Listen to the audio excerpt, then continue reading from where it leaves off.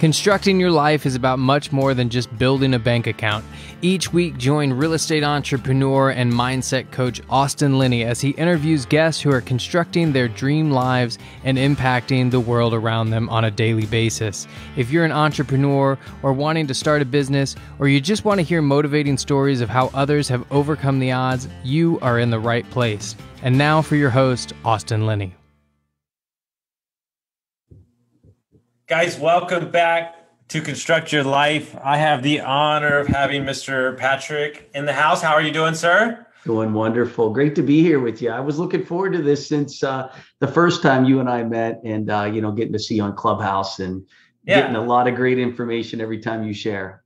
As they say, I like the cut of this man's trousers. That's what I told him on Clubhouse. You know, it's nice to talk to somebody who's been through the trials and tribulations of business. You do a couple different things, and we're going to find out about those in the podcast. But before we get started, I want to thank our sponsor, dreamchasers.com. Go ahead and check them out, guys, if you haven't already. But Patrick, introduce yourself to the audience. I kind of let my guests tell their story where they want to, and you can kind of go from there. Excellent. Well, first of which, entrepreneurial all my life. I grew up in a family where my father, after 33 years working for the second largest pharmaceutical company in the world, called him up and said, "Hey, we need you to train a couple new guys." And my dad was the company guy and couldn't wait to help them, mentor, coach. And 3 weeks later, they were the replacements. And so watching that as a young man and seeing somebody at 60 have to go out and recreate their success, I made a decision to become an entrepreneur. And all that basically mean, Austin, is I was never going to get a job. So what does that mean? That means you're selling T-shirts at rock concerts and football games and mowing people's lawns and being Uber before Uber existed. And, just wondering, looking for opportunity. And my life led to network marketing, which I fell in love with the idea. I've been in the same company for 20 years. And have had a very successful run in the direct sales space specifically. And then obviously, as you make money and make contacts, opportunities are presented, and started to just take some of the resources and multiply them in other areas. It's not ultimately that we really want to own our own business. It's that we're just such bad employees that we don't have a choice, correct? I would agree with that. We want to work 24 hours a day instead of 8. I think is really the prescription for the entrepreneur. It's like, like my family's like, it's Sunday. Oh, okay. Sorry. What is that? You're like, what is that? Like, yeah. Perfect example. I told you we're going down to Costa Rica tomorrow. I'll be looking at real estate. And everybody's like, why would you do that? Like, relax. And I'm like, I am relaxing. This is part of me relaxing. I'm the same. It's therapeutic to me. I'm the same way. I love what I do. I love the game of what we all do in business, and getting a chance to mastermind with other people. I think that's a lot of the excitement. Also, is your company that you keep. And so, if you're a 9-to-5, then we're probably not a great guy to sit next to. But if you're an entrepreneur, we'll talk all day about making money and concepts and ideas to make more. So when you say network marketing, what does that entail? What do you do for the last 20 years? So the company's called ACN. So ACN is a direct sales company. They sell electricity, cable television, internet, and they do it through an independent rep model. Tupperware, Mary Kay, same concept, but instead of it being a cosmetic, they happen to sell services in 27 countries around the world. Okay. So I stumbled into it, loved residual income. I don't know if I was living under a rock. I had a bad education, but I never heard of residual income, rent, royalties, residual income. These were concepts that I think I missed school the day they went over that. And it's interesting. I'm 38. I'm signing an operating agreement today for a new company that we're starting that I'm beyond excited about, where I'm handling sales and marketing. And in sales, if I was been in my blood, I worked in the service industry for 20 years, sold wine, all that kind of stuff. But I also ran from it my entire life too, because I don't like the salesy stuff. I don't. But ultimately, wouldn't you agree that we're all in some sort of sales in our life? Like, you're either selling yourself or you're selling a product.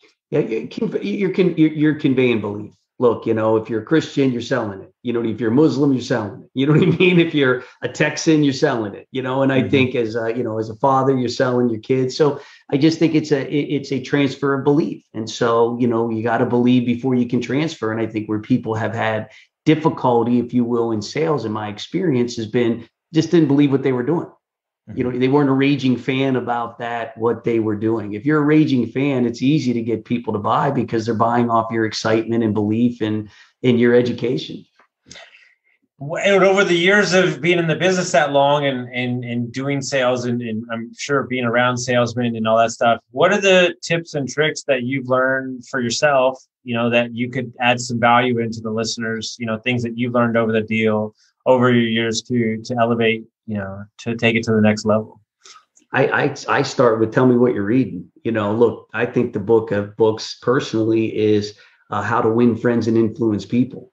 I think there should be a digital one. You know what I mean? Like how to do it in the digital age. Well, are you ready for this? We started writing the book last week.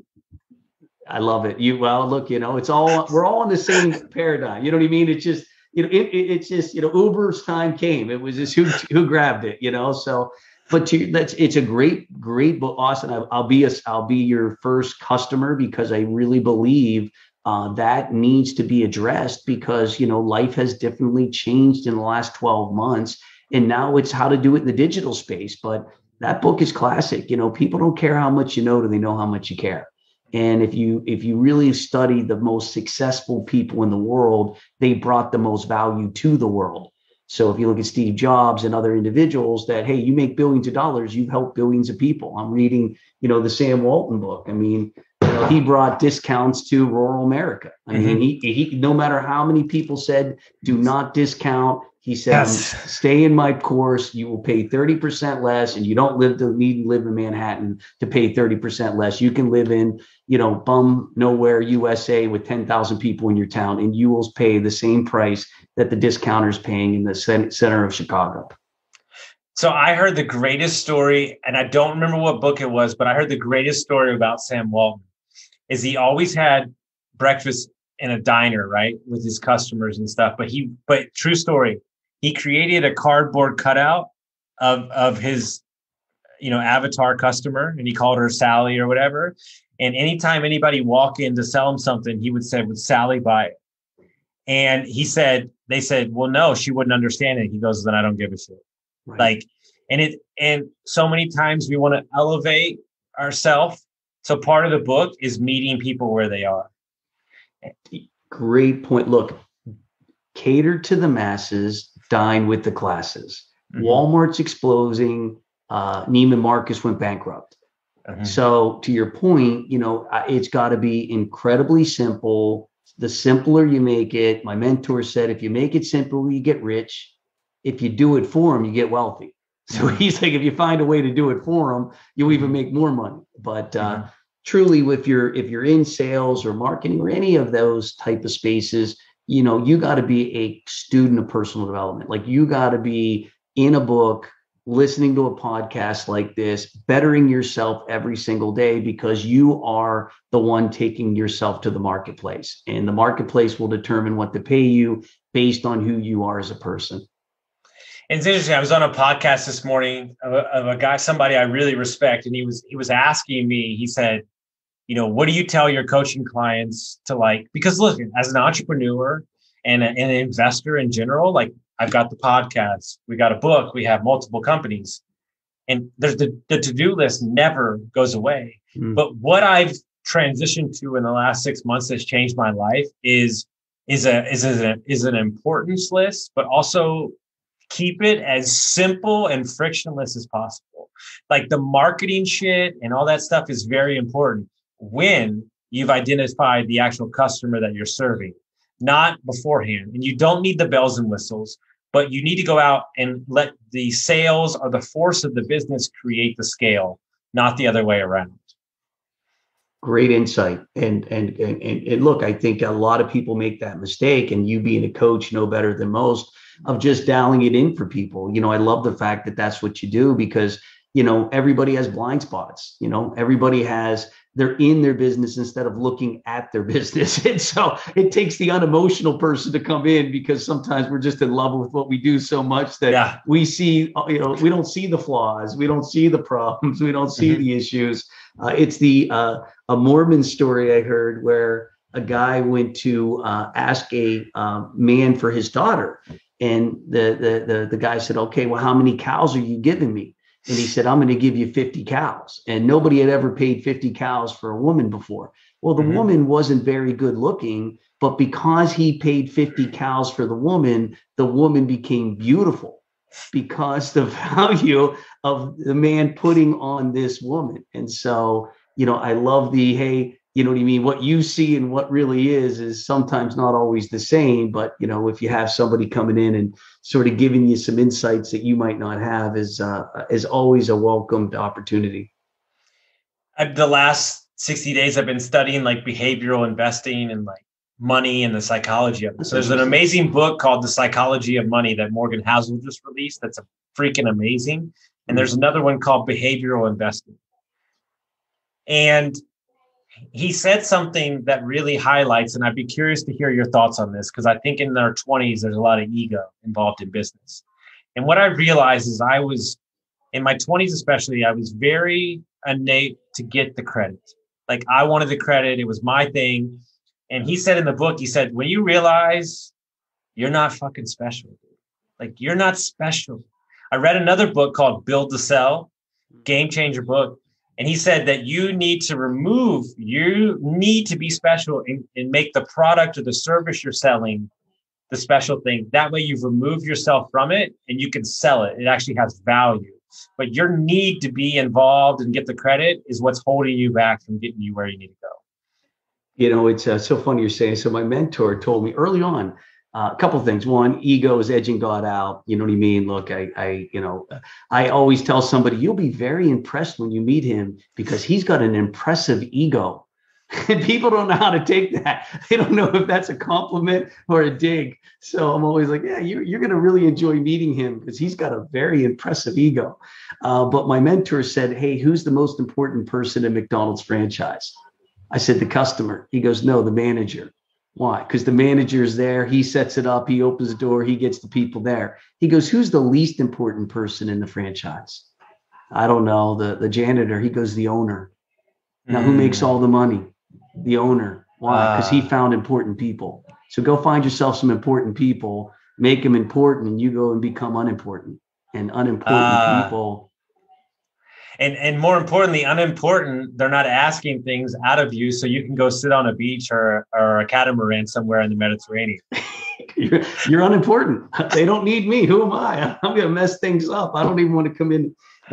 We got the important people there. And that important guy makes 70 grand a year and the unimportant guy makes $500,000. And to drop it down another level on a mindset wise, your need to be important and your lack of micromanaging and control is actually strangleholding your damn business. We wouldn't know who McDonald's was if they had one store. What did he do? He didn't manage the store. He was opening stores. Sam Walton, 11,000 stores later, he's opening them. He said, look, we're embarrassed. Don't worry, you'll get it right. And he would go to the next store. You'll get it right. You'll be okay. You'll figure it out. I'm on my way to the next store. And I think that's a mindset shift where, you know what I mean? Where you're looking at, creating wealth as opposed to making a living or even, making money, but creating wealth has to be, to your point, scalable, duplicatable, no needed, it's going to run with or without me. And, I think to your point, that was something that took me a long time to get, because I was caught up in doing it all, being it all, a personality, got to keep my fingers in everything as opposed to let go and let grow. Yeah, dude, true story. And tell me if this doesn't resonate with you. I have a guy helping me out with some marketing and podcasting in the future. He's a buddy of mine. And he's a good friend. And, we trade business back and forth. And we go in this long meeting about how to repurpose my content, all this stuff. And he gets down to the end. We've got like 10 minutes left. And he's like, okay, I'm going to spend about 10 minutes showing you workflow, how to set up scheduling and everything. And I just looked at him dead in the face and I said, no. And he was like, what are you talking about? I said, don't. I said, this will be so lost on me. And more importantly, I don't care. And now you're just filling my head up with BS. And he was like, okay, great. And I was like, And it's taken me a long time to get there, but I just realized it's not important. It takes us all a long time to get there. So I hope somebody listening doesn't take as long as it took us to get there. Look, let them do their job. You know what? I don't need to go to law school and check on my lawyer. I don't need to go to medical school and check on my doctor. Like, you guys are good. Give me a couple referrals. Let me talk to some people you work with. You know, great. They all liked you. You served them right. I don't need to question it. You stay in your lane. I'll stay in mine. I'll give you the rope until you screw yourself. But more importantly, I'll give you the creative freedom to do what you do best, because by doing that, I'm empowering you. And by empowering you, you want to work for me even harder. You know, one thing I've noticed, so I've got my fingers in other businesses. And so as I go into meetings with my, partners where that's their business, we started an Indian food franchise, what's never been franchised, Indian food. Everything else has been done. Burgers, come on, pizza. Indian food. And this is, American tasting Indian food. Is it fast casual? Fast casual. How many locations do you have? So right now they have one that's their training center. They started about 12 months ago. Pandemic hit. We had a bunch of people that have already committed to opening different stores. And then we stopped all movement because of COVID. So right now we're trending back. We still stayed open, So I learned a lot. I got the guy for you. He's my buddy. Yes, I'm going to introduce you after this. He's my buddy. His name is Paul Tran. He is the king of franchises. He is the fast casual king of America. He used to work for Five Guys. He sold over 1,100 franchises for mom and pops. He's the dude. And he is an amazing human being. And we had a whole conversation about expanding and what you need. And you need systems to be scalable. Yep. And if you don't have the systems, you don't have a business when you're branching out. So interestingly enough, he was like, look, the guys that I partnered with, they're like, look, everybody starts a restaurant, then wants to hey, your mom's recipe. He's like, no, we're building it to franchise. So it's coming, from the day from how you greet the person walking in the door. Yes. You know what I mean? Like things that you wouldn't even, hey, this is the manual. This is how here's how everything's laid out and ran. So these guys, I can't wait to meet Paul, but to the point I'm making, when I go to these meetings, I shut up and I let them talk. Even if I have an insight or an idea, I write it down. I say nothing because that's their business, and let them tell me their business instead of me giving them my 2-inch depth of knowledge. And hey, I've ate in a restaurant. So what's that make me? A customer? You know what's interesting? I'll give you an insight to coaching. This is the number one thing and the hardest thing that I've had to realize. And this is imposter syndrome wrapped in a whole different mess of emotions. When I got into coaching, let's say I have a client who's a millionaire, right, in real estate, and he's pivoting into a new business and just, wanting some insight.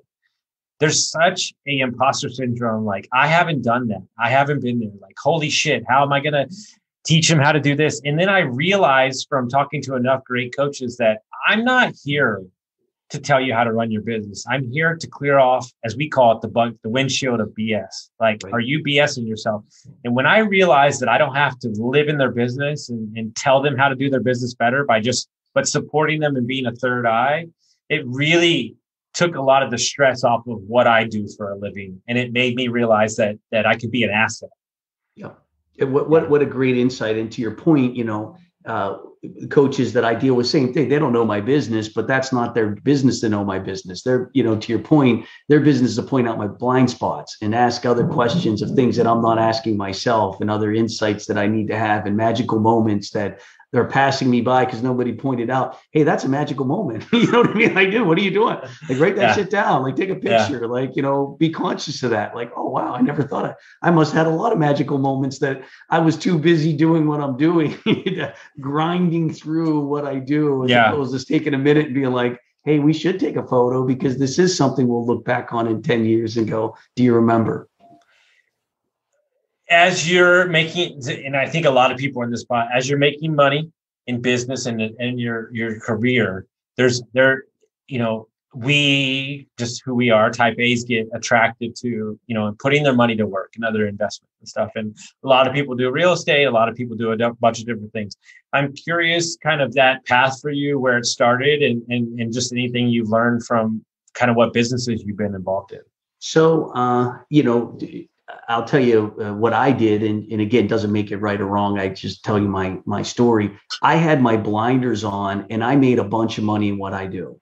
And I missed on a bunch of opportunities, a bunch of look, I had people calling, hey, you can take your money, make more money. I don't care. It's in the bank. So as long as it's in the bank and nobody robs the bank and it's FDIC, I didn't care. So I missed out on a lot of opportunities being so focused on what I was doing that I didn't want to distract myself for a minute to look at anything else. Do I want to flip a house? No. Do I want to invest in this? No. So it wasn't until after I had multiple seven figures already saved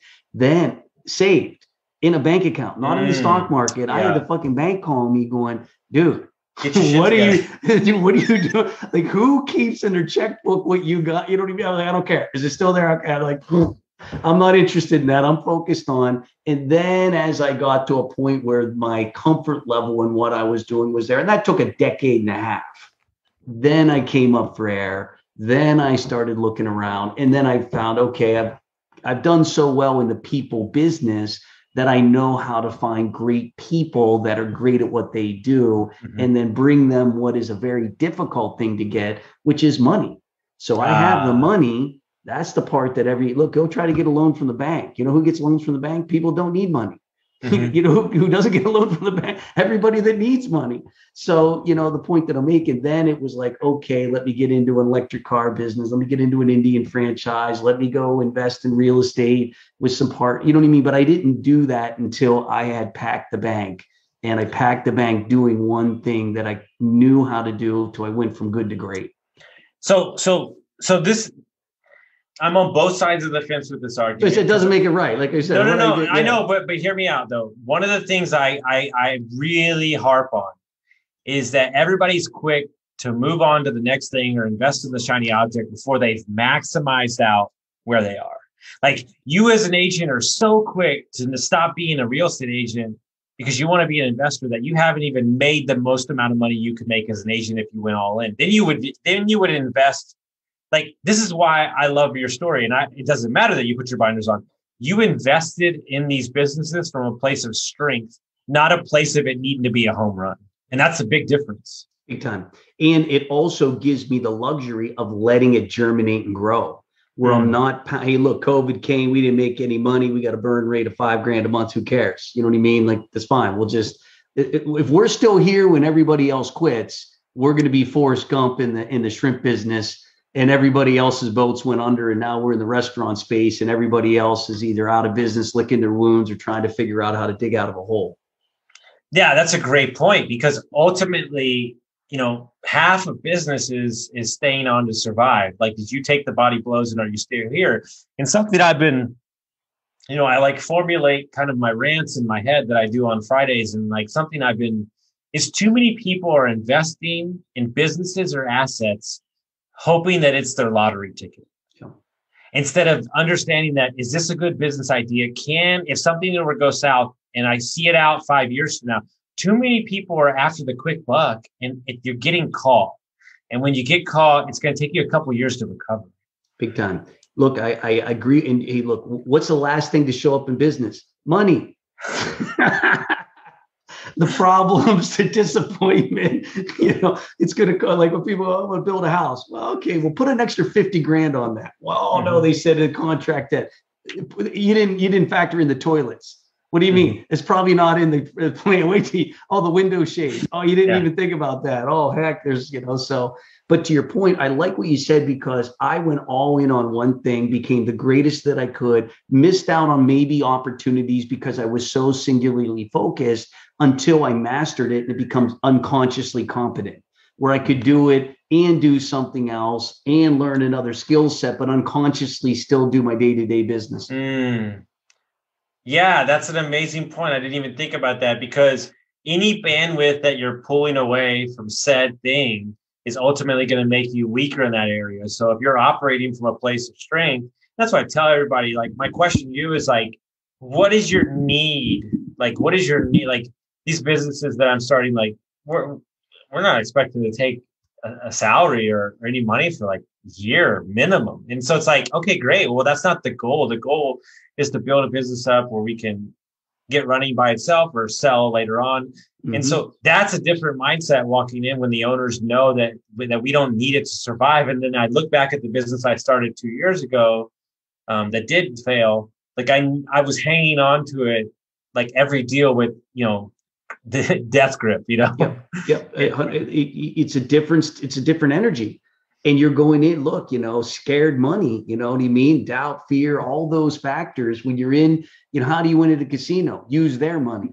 You know what I mean? It's like when you're up, you can't lose. I can't lose. Look at that. Everything hits. When you're going in and behind the 8 ball, then it's, a different mindset. So to your point, I really believe any business that I'm involved in, I reinvest every dime back in the business. I'm not here to take a dollar out. I see the long play. I'm in scalable businesses because I understand wealth creation and leverage and things that took. So if I'm going to get in the business, like the franchising, I want to be the franchisor. I don't want to be a franchisee. I want to sell franchises around the world. And so why would I not go into a franchise business instead of starting a franchise? Starting a franchise gives me bigger upside potential as opposed to buying a franchise and trying to be a multi-unit owner, as opposed to starting one and then selling everybody else on my idea. That's a great point. And so as you look at the next couple of years of your life, like business-wise, entrepreneur-wise, are you going to continue to work at your job and just continue to scale and investments that you do? Like, where do you see like your lifestyle moving forward? So great questions. I mean, Austin, I see why you're where you are. One thing is, my business gives me connections. I am in the network marketing business. I am a recruiter. So I am out there every day. Who are you? What do you do? Who do you know? Tell me your best friend. And I would never stop doing it because it gives me a network to always go after. So the benefit of the network is I'm constantly looking to recruit and network. And through the network is where all the ideas came and all the business, because I met people like you that were passionate about something. I'm like, all right, you just need money. I get it. You know what I mean? Now. Yeah, we need money right now. So if that's the case. Yeah, right. You know what I mean? So we'll talk. But I mean, that's, you know what I mean? I find people that are great at what they do, that are sold out of what they do, that'll go down with the ship of what they do. You got to always have that. My mentor said, don't forget where the money came from. You know what I mean? There'll be a point that, they don't see you there, sweeping the floors and doing all that stuff. They just see you collecting a dividend somewhere. Yeah. And what's he doing? Well, what he did was he brought the money to start it. And then we all benefited from that capital. So there's something that's kind of the theme the last 2 days in the podcast I've done. And it's important. And maybe I was just talking to my other co-host on my podcast, who's an apartment investor. Maybe I'm a little bit different. Maybe I'm just a different cat. But something hit me about a year ago. And don't get me wrong, I surround myself by amazing people that underwrite deals. So I'm not just like willy-nilly going into it. But I would literally, knowing you and what you stand for and my business partner, I would hand them like $100,000 and say, I don't need to look at the deal. Because ultimately, yes, the idea matters and the fundamentals matter, but in essence, aren't you betting on the entrepreneur? Aren't you betting? And so this is something they don't talk about. As a coach, I have a client who's building $1 billion health insurance company right now, like multi-billion-dollar company. Like I've seen the inside of his brain. Like I'm his coach. So how would I not invest in that human being, right? Because I know he's going to go for it, and his needs and wants, his why is higher than his need for money. And so I bet my money on that. And so my question to you is, when you look at a business opportunity or investment, are you investing on the entrepreneur, or are you investing on the idea, and a little bit of both? A little bit of both. Like I've got to like the industry. I've got to see the scalability. I'm always like trying to stretch their vision of to go bigger. You know what I mean? Like, hey, that's fine. Tell me where you can be in 15 years if you had unlimited resources, and really allowing that exercise to work. Second thing is I find people that are shooting stars. They're going to do it with or without me. I am just fortunate enough to come along, and Ray Kroc, you don't know what you got here. You know what I mean? Like the McDonald's brothers are making a living. Yeah. It's like, I've seen enough in my lifetime to know this is a home run. And if I don't do it, somebody else is going to do it. Yeah. Indian food. Yeah. If I don't do it, someone else is going to do it. So it's not, I don't want to be sitting in an Indian restaurant 10 years from now being like, oh, we could have, and the greatest I've got a lot of good compliments in my life, but there's two of my favorite. My old boss in private equity said about me to somebody else. They said, Austin's a shooting star. If you get close enough, you might get some shrapnel on you. Yeah, that's great. And I was like, I like that. I like the sound of that right there, you know? And so it is the truth, right? Because the energy that we put off in, like you said, somebody that's willing to go down, because let's be honest, it's bloody out there, baby. And I'm not meaning in an actual war scenario, but business is war. And you have to be willing to do what's necessary for your investors, but also for your idea. Like you're seeing me right now because I'm so charged up on this idea that we're like going to change the entire construction landscape in America. Love it. Because of my network and because of the guys behind me that do what they do well. And then so the joke in the company is we're going to keep a stoplight at the head office, and Austin needs to know when the green light's on, because I'm going to fill up the bucket, baby. Yeah, you know, yeah. And so, but that's what's fun, right? And as you get older, you realize through the trials and tribulations that ultimately it's as simple as this: I want to do cool shit with cool people, right, and have a good time. And all that other stuff, the money, the houses, the boats, they'll figure themselves out. Yeah, you bring up a great point, and I feel 100% the same way. I want to do fun stuff with cool people. This is our time. We don't have any other time. You know what I mean? We weren't born in the 50s. We weren't. You know, we're going to be here in 2050. You know what I mean? Like, this is it. So what we do with this right now, with the cards that we've been dealt, with the time of the world that we're in right now, this is it.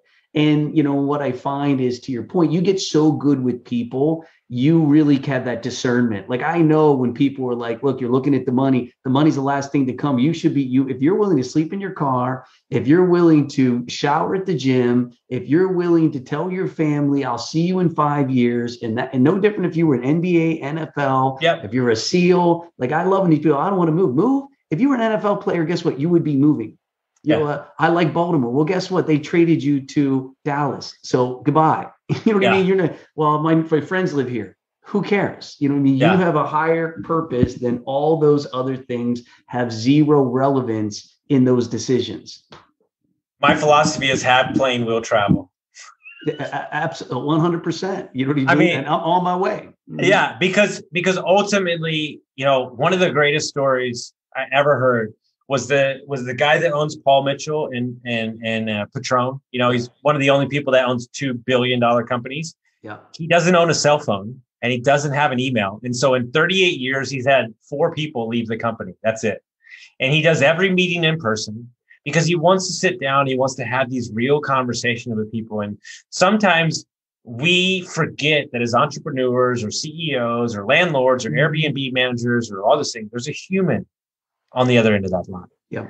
And if you're so worried about the transaction and you're so worried about what money you're going to get out of it, it comes off, and that energy it puts people off. And people that are millionaires, billionaires, they sense that. There's an energy about them when you walk in the room, and they know it.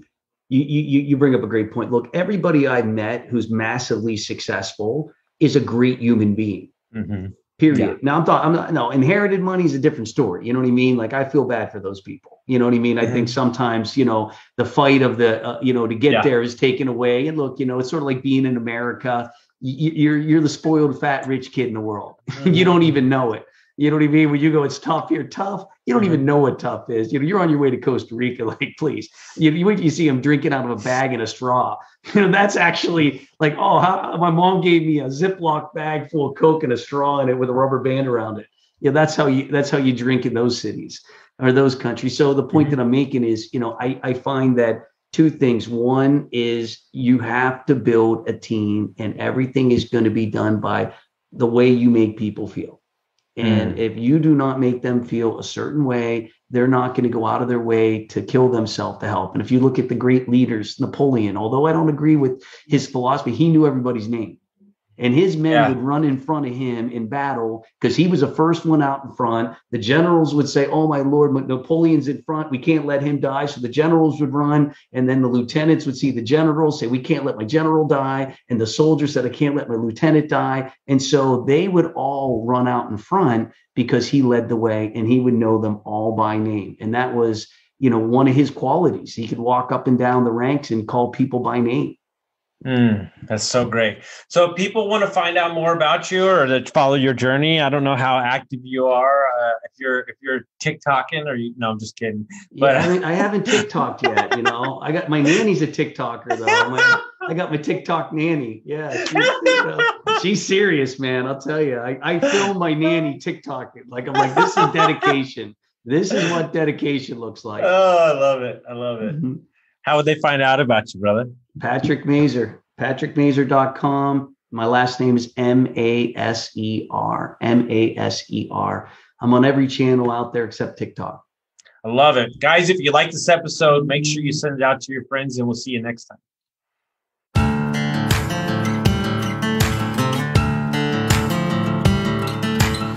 Thank you for listening to Construct Your Life with Austin Linney. If you enjoyed this episode, be sure to rate, review, subscribe, and pay it forward by sharing with a friend.